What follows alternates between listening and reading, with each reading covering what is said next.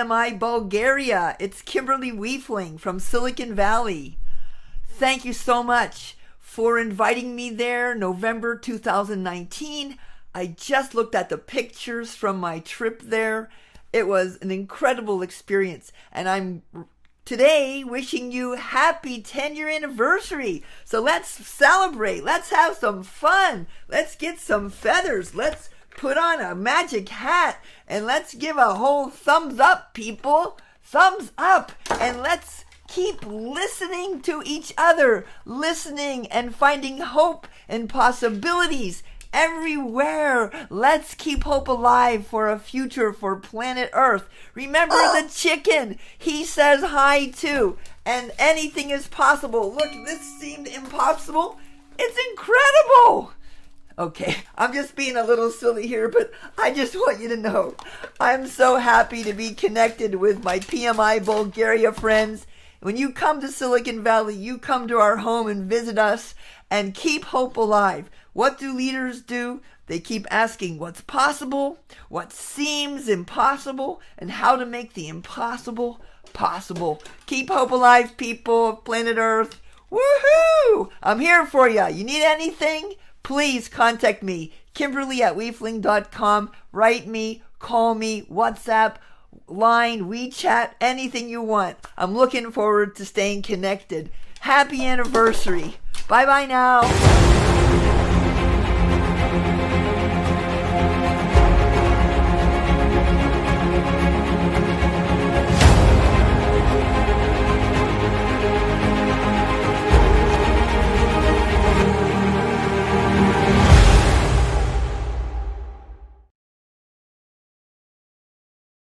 Ladies and gentlemen, welcome back. I hope you feel refreshed after testing some of Nescafe Dolce Gusto, Yogi Tea, Raw Bar, and of course talking to our speakers and all of your project management professionals. Our workshops start now. If you have registered, please go to the respective room.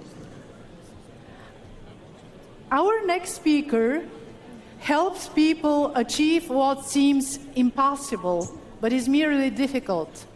She is the author of Scrappy Project Management. A physicist by education, she worked at Hewlett-Packard for 10 years, then 3 years in Silicon Valley startups. She has worked with 50-plus Japanese companies and with people from 50 different countries, helping teams solve global problems profitably. She has also helped to start, run, and grow many small businesses, including several that are still alive and profitable. She has been described as a force of nature and is determined to use that force to make a significant positive impact on our world. Ladies and gentlemen, please welcome Kimberly Wiefling.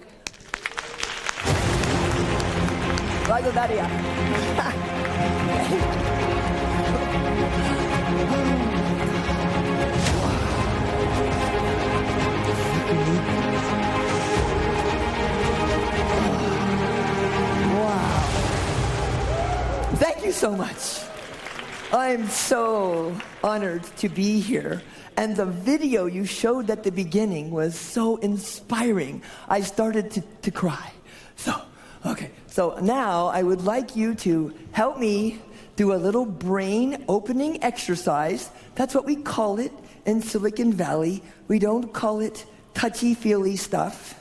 It's brain opening. So I want you to stand up.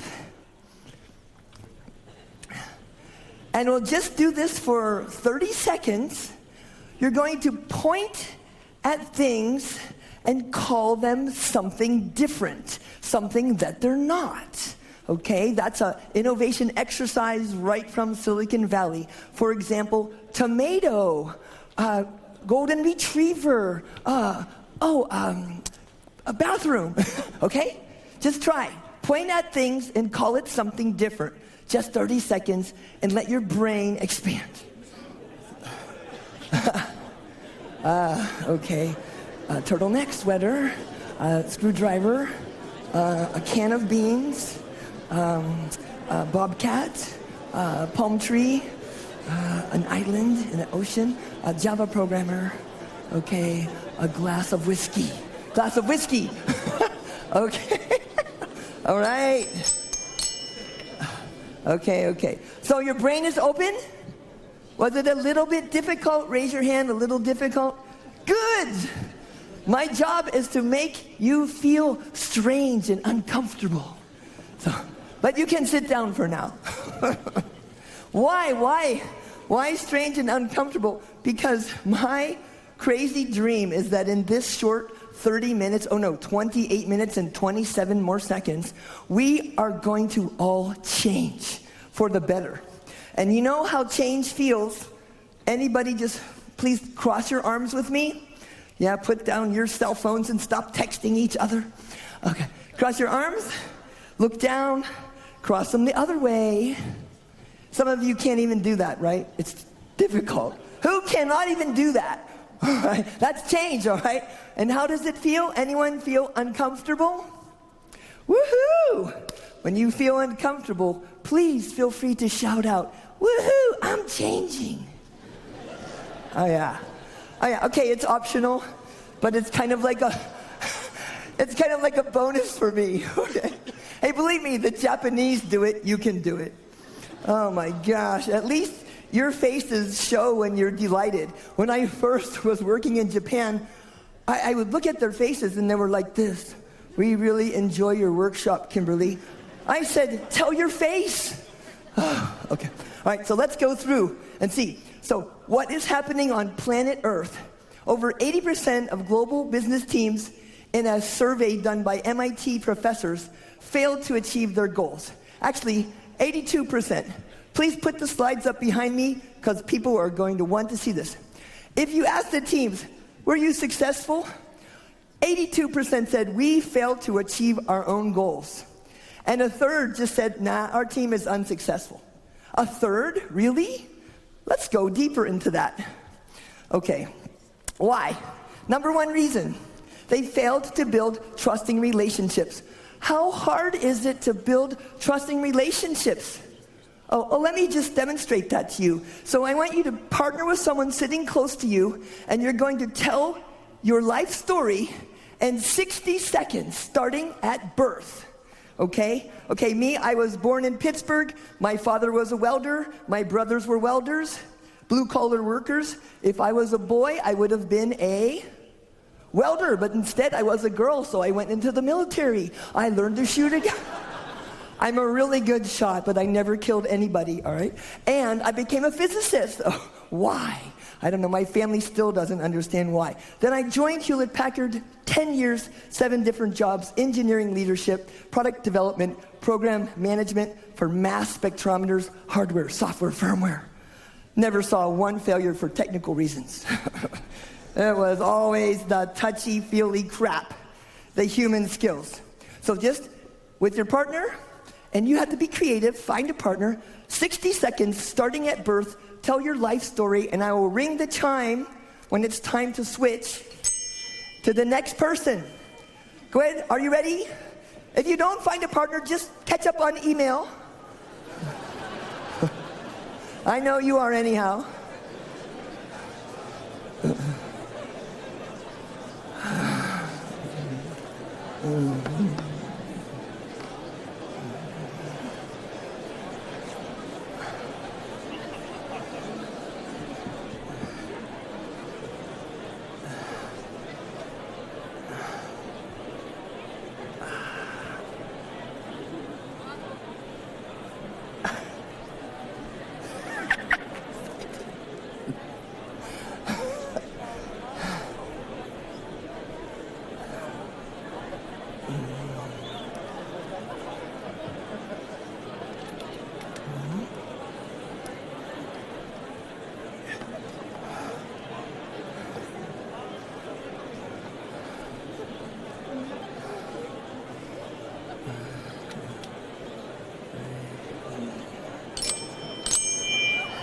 Okay, now the other person, tell them, woohoo! Tell them your life story.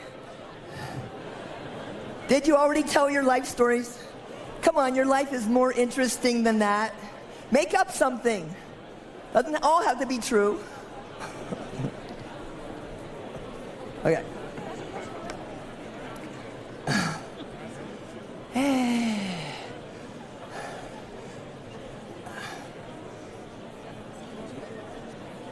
I'll just check my email while I'm up here. Just kidding. I'm looking at my slides.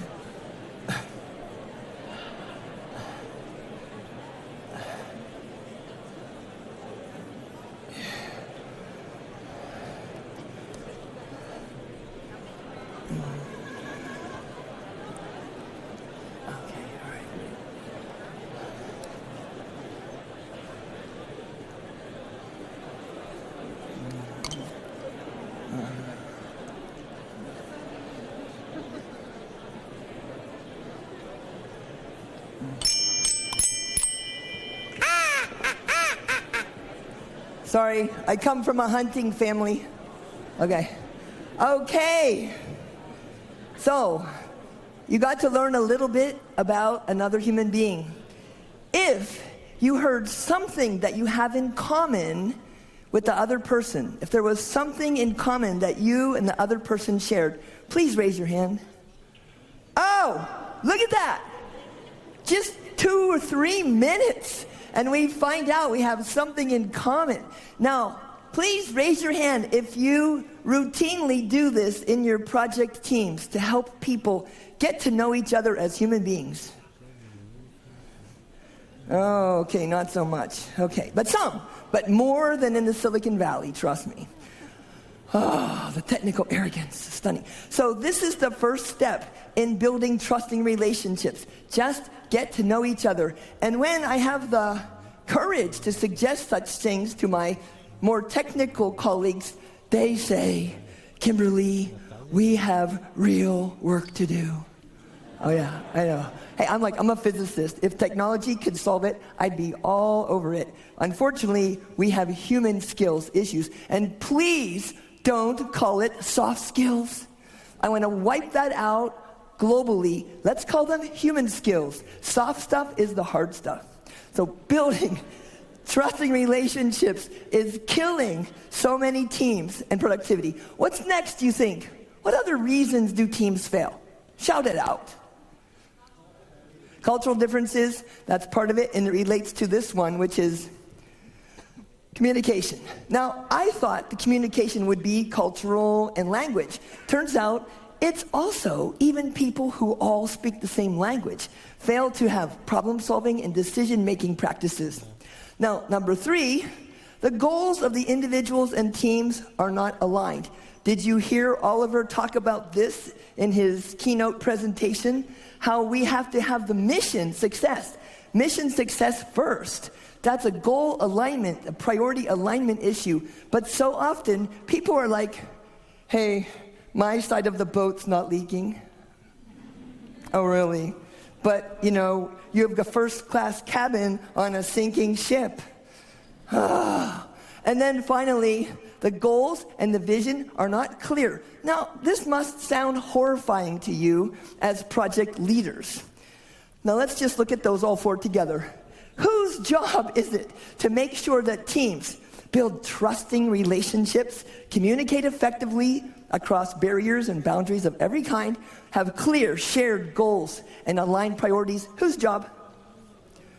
Well, let's stop calling them project managers, okay? Can we call them project leaders? Because this is completely a failure of leadership. And oh, by the way, I want to just ask you, who here likes to be managed? Raise your hand if you like to be managed. Oh, a couple. All right, good. I have some great jobs for you. All right. I mean, I ask this all over the world, and for the most part, people would rather follow a leader who is honest, forward-looking, inspiring, and competent. That's based on research from tens of millions of surveys in 140 or more countries. What kind of leader people willingly follow, not just because they're being paid a salary. Honest. In other words, I can trust them. Forward-looking. Where are we going? Why should I follow you? Where are we going? Inspiring. Don't force me, inspire me. And competent, that's the number 4. Can you believe it? Competence is number 4. I was shocked. So people want to follow leaders, and so I say like this: lead people, lead teams, lead organizations, manage schedule, manage budget, manage other non-human resources. So here's the short way to remember it. Please stay with me. Lead people, manage cows. Okay, you don't have to say it. All right. Maybe later on the break. If you do, though, I might give you a prize, like a rubber chicken or a little button that says common sense is not common practice. Because don't we think this is common sense? It's common sense. Why would we let people fail for these reasons? And I've just started approaching VCs, investors, and other kinds of people who invest in startups and other businesses and asking them, why would you put your money in an organization that would fail for these completely predictable and largely avoidable reasons? And we're starting to get some interest where some investors are saying, oh, Kimberly, we're going to write you into our fund, and anything we invest in has to use common sense. Otherwise, we don't invest. That's my big, crazy dream. Because what we have now is mediocre organizations, mediocre results. Now, maybe you are getting good results. Great, because you're one of the people who are pushing in the right direction, but there is the dark side. So what I want is managers to turn into leaders. Don't you love this graphic? Managers into leaders, and groups of people into real teams. Real teams, what's the difference between a group of people and a real team? Shared goals. One of the top 4 causes of failure in so-called teams around the world, not having shared goals means you're not a team. Now, I don't want to just talk to you today. I want, it's like talking about chocolate. If I told you about the chemical formula of chocolate, the history of chocolate, well, you still won't know what chocolate tastes like. So I really want you to feel it, right? So you have to eat the chocolate. So that's why I like to ask you to do some interactive things during this short session. So it's like a laboratory. And what do people do in a laboratory? They experiment. It doesn't always work out, so my apologies in advance, right? So let's fail forward together. Because I come from Silicon Valley. We don't call it failure there. We call it a prototype. Yeah. Oh my gosh. Try to convince the Japanese of that. When I'm working with Japanese and say, you have to make mistakes, they say, oh, really? And then I tell them, oh, you must make 3 mistakes a day or you fail this workshop. It's rather confusing for them. Okay, so change feels uncomfortable, and guess what? The bad news is learning and forgetting. If you just listen to somebody, for example, I'd like to lose 10 kilograms for the last 15 years. Trust me, I know how. Okay, knowing how changes nothing. There's a whole book from Stanford University professor Bob Sutton called The Knowing Doing Gap. And even if you learn something, half of it's forgotten immediately, 80% within 2 months. And a year later, you see me on the streets of Sofia, you say, I never saw her before in my life. Okay, this is how good we are at forgetting stuff. So I'm not trying to teach you something today. I want you to experience something. So change how you see the world, change how you feel, and keep changing when you leave here. So I'm going to ask you at the end to make some commitment to putting this into practice, whatever insights you got from this or from the other people that you spoke with. Logic is not enough. If logic was enough, I would be able to lose 10 kilograms and nobody would smoke. Okay, so what we're going to do first is stop, think, organize, and plan. We're going to use a nice process. We'll talk about why there's these problems, who are involved in these problems, what exactly is success, and then how to address these problems. Because most organizations are designed to fail. Now, I loved seeing Oliver putting up some organizational charts that look different because here's what most charts look like. Does it look similar to your, yeah? Where are the leaders? Top? Really? I didn't say managers. The leaders can be anywhere. You can lead from any chair in the organization without position, without title. Hey, if you're a program or project manager, you are always doing that. How many people, well, who's not shown on the org chart? Really important stakeholders not shown on the org chart. Customers, suppliers, contractors, other people, regulatory government officials, the organizational chart is completely irrelevant to most projects and programs that I've worked on. And here's what a lot of org charts really look like. Okay, you're not supposed to be able to read it. And there you are down there. I was an individual contributor when I was leading my first project, and I had 120 people at the end of the project who thought they deserved t-shirts for the project, and none of them reported to me, all right? So this is about acting like a leader, communicating like a leader, thinking like a leader in the absence of the position and title. And there's even jokes about org charts, by the way. I don't know if you've seen some of these, but these are some famous companies and how dysfunctional the organizations can actually be represented in some funny org charts. And don't worry, I'm happy to share these PowerPoint with you. Okay, so let's talk about employee engagement and why it's so bad. Engagement, it's a weird word. It's not really a normal English word. It means emotional connection to your job. Someone actually cares about their work.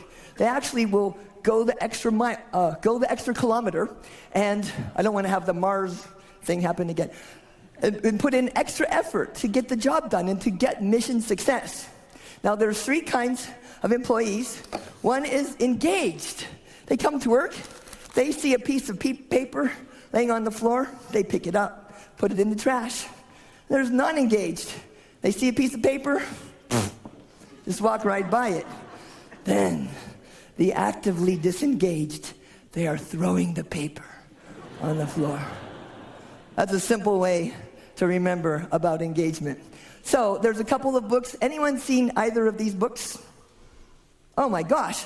Okay, you don't have to read the whole book. I'll give you 1-page summary. But this tells you exactly the 12 questions that you need people on your team to say yes to, so they'll be truly engaged, actively engaged, and not working against the mission success. Let me just, so there's 12 questions in 4 categories, but let's start at the bottom. One of the questions you have to ask people is, do you know what's expected of you at work? And do you have the materials and equipment to do your job? And do you know what % of people can say yes to this, according to the Gallup research? That they know what's expected and have the materials to do their job? Just guess, shout out some number. Oh yeah, you're more cynical than me. Oh my. No, actually, 40%, 60% of people do not know what's expected of them, don't have materials and equipment to do their job. In other words, they don't have clear goals. They don't know what their goals are. And then, my gosh, it's simple things like, do I get any recognition? Does someone encourage my development?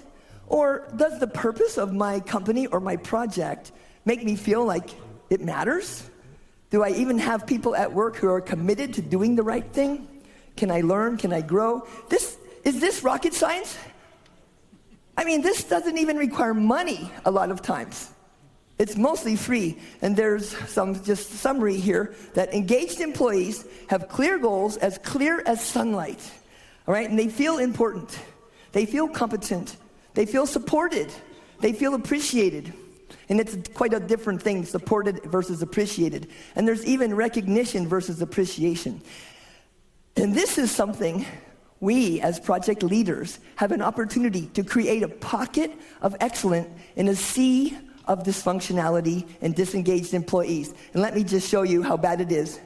I just changed this data last night so that it would be more relevant to you guys, all right? So until midnight, thank you to the wonderful people who changed my slides at the last minute. Thank you. So Eastern Europe, can you guess what % are engaged? Really care?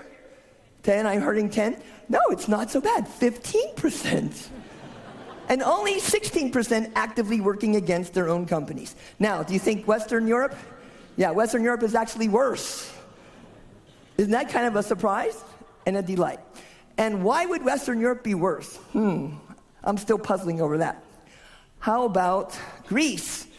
How about Serbia? Oh, that was for you, my friend. It's twice as good as Greece. Croatia, Romania.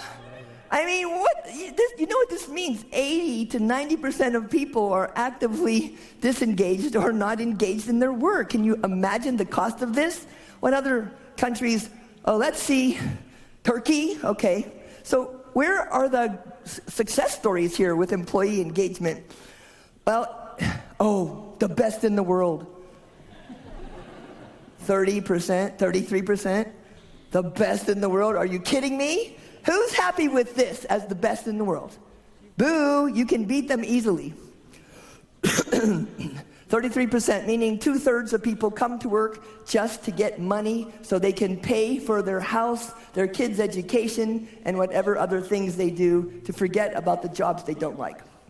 Now, I worked in Japan a lot, and let me tell you, it's one of the worst in the world. Yeah, 6% engaged. Now, it actually went down. How do you go down? It was 7% in 2012. It actually went down. If it was a project goal, you couldn't achieve that. And now, finally, here we come to Bulgaria. And this is all from the State of the Global Workplace. It's a free report. You can download. I'm happy to give it to you, or you find it for free.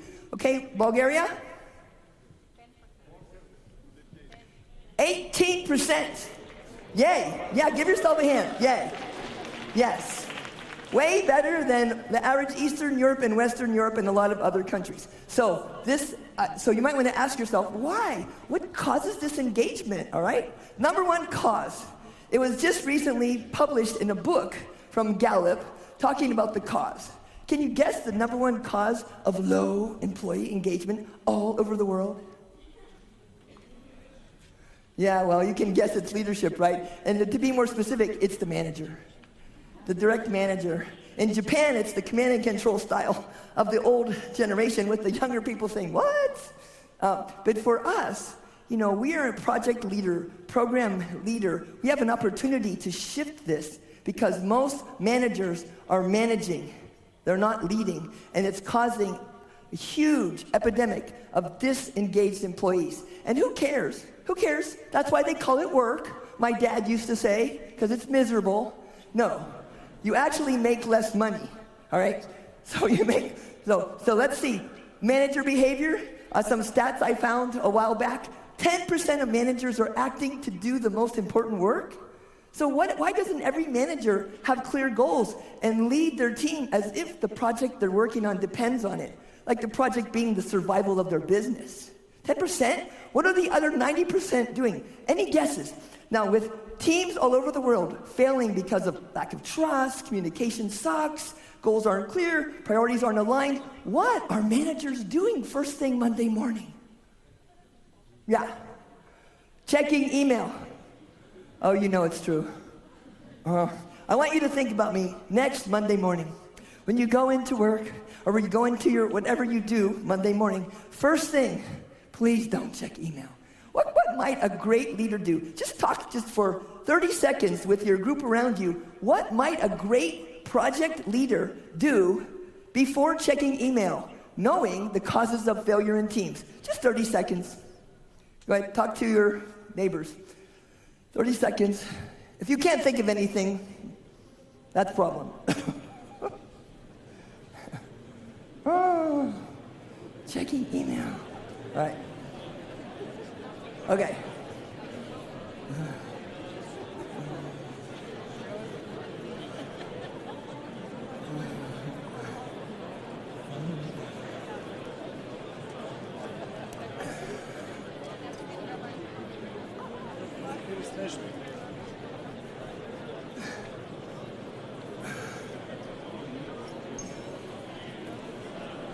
Okay. All right. Okay, so raise your hand if you thought of something to do before checking email that could be more helpful at engaging people. Anybody? Yes. Okay, the rest of you see me on a break. Okay, because look at this is what's happening in the workplace. All over planet Earth, I work with people from 50 different countries and all over the world. First thing they do after getting a coffee, of course, is check email. All right. So let's talk about the other challenges of being a great leader. Because when you become a leader, you run into a problem called power poisoning. So let's just give you a quick quiz. Do you think people with power give more flattering positive feedback or receive more positive feedback? Who thinks they give more? Oh, good luck, no. Okay. People with power actually receive more flattering feedback. It's like you're monkeys in a tree, and you're at the top of the tree because you have power, whether it's project manager, program manager, or CEO, and you're looking down at a big tree full of monkeys. What would you see from the top? A bunch of smiling faces. Okay? But if you're the bottom monkey looking up, okay, I don't want to have to say a dirty word, but yeah, you know what you see. All right. So how about people with power? Bob Sutton, Stanford University, a rigorous researcher, did this research. I know him personally. He wrote Good Boss, Bad Boss. He wrote the No Asshole Rule. So do you think, sorry, it's the book title. Do you think people with power have more control over their impulses or less? Who says more control? People with power, with responsibility. One hopeful person out there. No. Okay, there's a few. Yeah, well, they have less control. Less control over their impulses, you know, tweeting at 3 a.m. Okay, so people with power, do you think they think of more of their own needs or other people's needs? Who thinks they think of other people's needs? They're the leaders, of course. Thank you for keeping hope alive. Thank you very much, that one person. No, they think about their own needs and they have, less empathy. And let's just see, do they think the rules don't apply to them or follow the rules? You know, you can guess, right?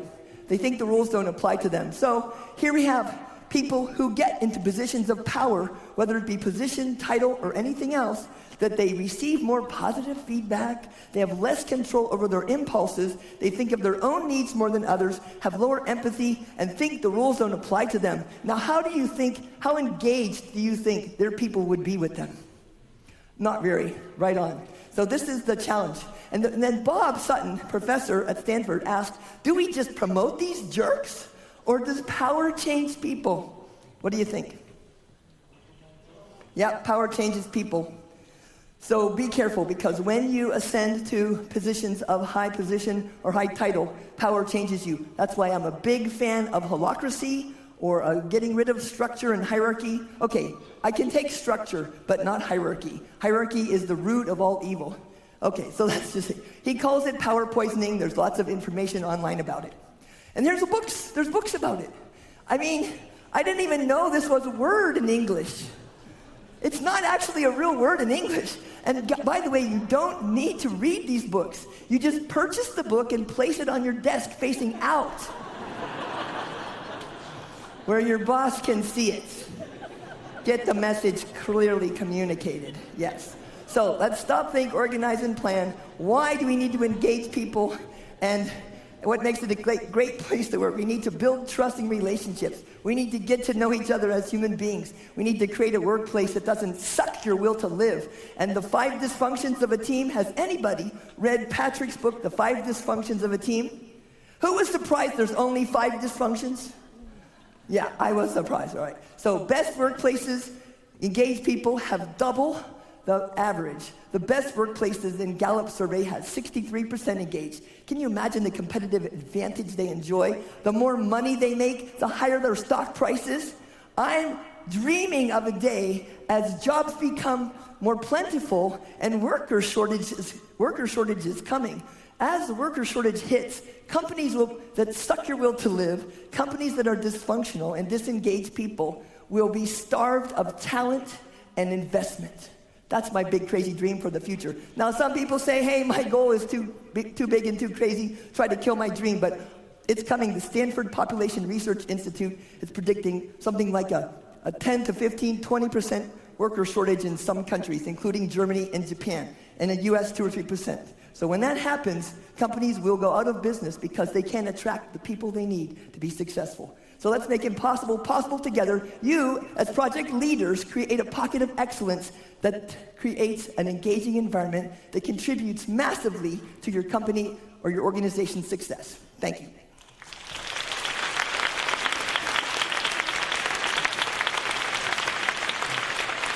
Thank you. Woohoo! Thank you, Kimberly. Thank you, Kimberly.